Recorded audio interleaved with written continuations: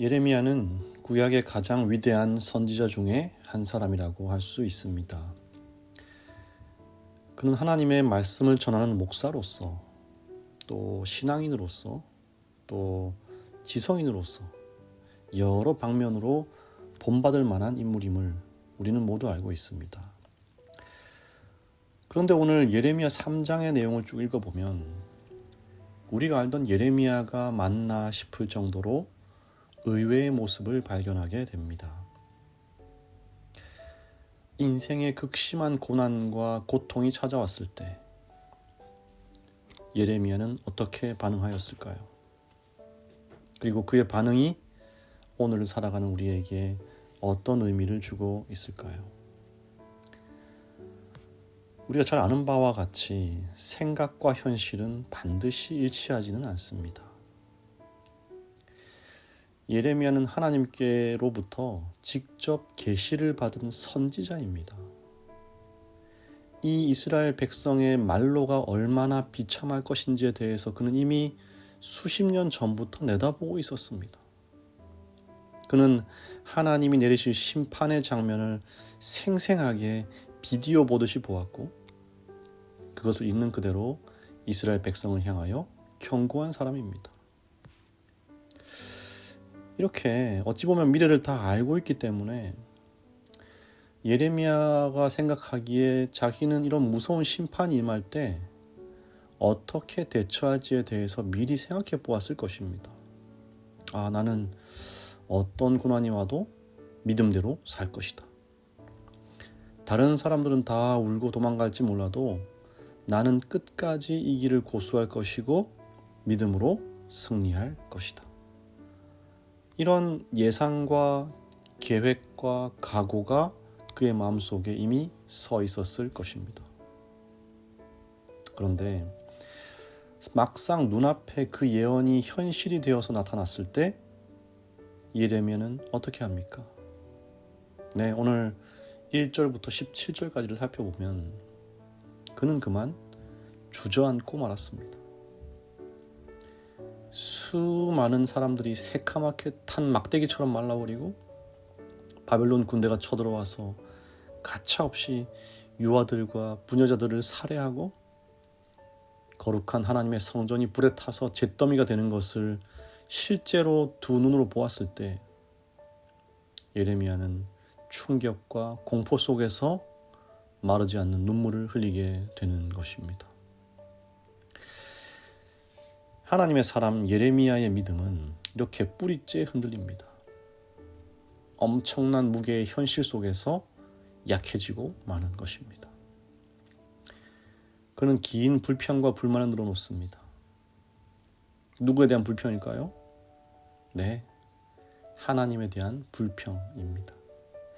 여기 그의 표현을 좀 빌리면요, 나를 매로 때리시는 하나님, 나를 어두움에 가두어 놓으시는 하나님, 마치 사람을 찢는 곰과 같이 나를 찢어버리시는 하나님, 내가 도망가지 못하도록 길을 막아놓고 지키시는 하나님, 활을 당겨서 나를 관역을 삼으시고 내 허리에 그 화살을 맞추시는 하나님, 마실 수 없는 쑥물을 가지고 와서 나에게 마시게 하시는 하나님. 여러분은 이런 예레미야의 인간적이고 나약한 모습이 어떻게 보이시는지 모르겠습니다. 아무리 믿음이 좋고 일어날 미래의 일에 대해서 미리 알고 있는 선지자라고 할지라도 견딜 수 없는 냉혹한 현실 앞에서는 하나님을 원망하고 믿음이 흔들리고 넘어지고 마는 것입니다. 자기 믿음으로 감당할 수 있었다면 그건 큰 문제가 아니었겠죠.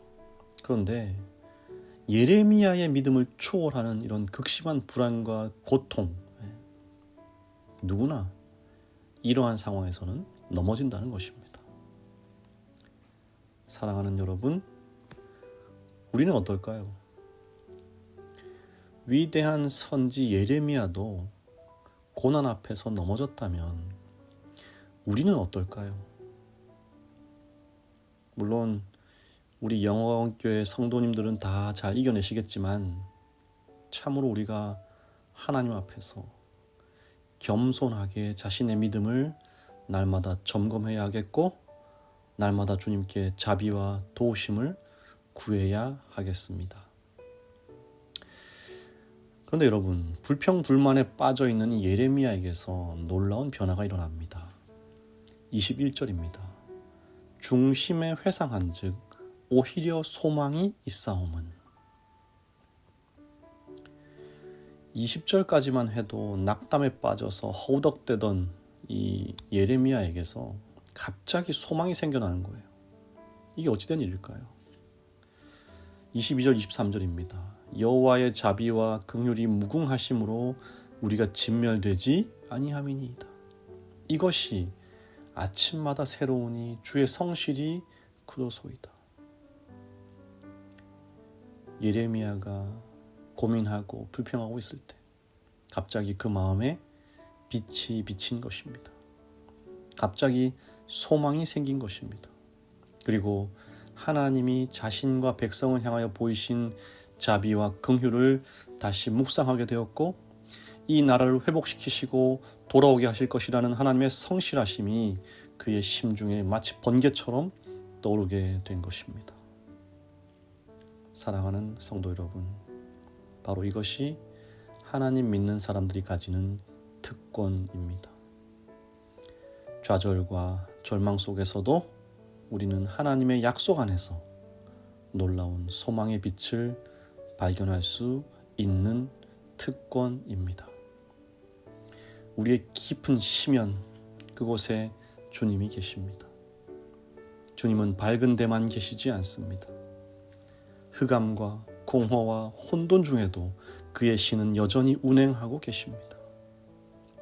우리 주님은 결코 어려운 골짜기를 우리 홀로 지나도록 내버려 두지 않으십니다. 주님이 친히 이 땅에 오셔서 인생의 고통의 잔을 먼저 맛보셨기 때문에, 내가 마셔야 할 쓴 잔을 그가 먼저 마셨기 때문에 주님은 저와 여러분의 고통에 공감하시고 어려움 당한 자에게 자비와 긍휼을 베푸시는 것입니다. 이것이 아침마다 새로우니 주의 성실이 크도소이다. 주님이 주시는 소망은 한 번 생각나고 마는 것이 아닙니다. 아침마다 새롭게 계속 이어지는 것입니다. 저와 여러분의 삶의 현장에서 매일매일 새롭게 부어주시는 것입니다. 우리가 그것을 말씀 속에서 발견하는 것입니다. 바로 그것이 믿음 생활입니다. 하나님이 주시는 소망으로 말미암아서 드디어 예레미야는 다시 믿음을 회복하게 되었고 거룩한 사명을 이어가게 됩니다. 사랑하는 성도 여러분, 오늘을 살아내시기 얼마나 힘드십니까? 예레미야에게 임한 주님의 은혜가 저와 여러분의 인생에도 동일하게 이루어지게 되기를 간절히 바랍니다. 그리하여 오늘 하루도 소망 가운데에 살아가게 되시기를 간절히 바랍니다. 하늘에 계시는 하나님 아버지, 우리의 고통과 좌절 가운데에 함께 하시어 능력과 도움을 주심에 감사를 드립니다. 예레미야의 좌절과 고난 속에 임한 하나님의 빛을 날마다의 삶 속에서 발견하는 우리 모두가 되게 하여 주시옵소서. 주님, 오늘 박규태 어린이를 위하여 주님께 간구합니다. 새 학기가 시작되어 새 친구들을 만나 새로운 시작을 하게 될 때에 어려움 없이 건강하고 밝고 씩씩한 어린이로 생활하게 하여 주시고 그들의 부모님의 기도에 응답하시어 규태의 미래의 삶을 책임져 주시옵소서. 예수님의 이름으로 기도합니다. 아멘.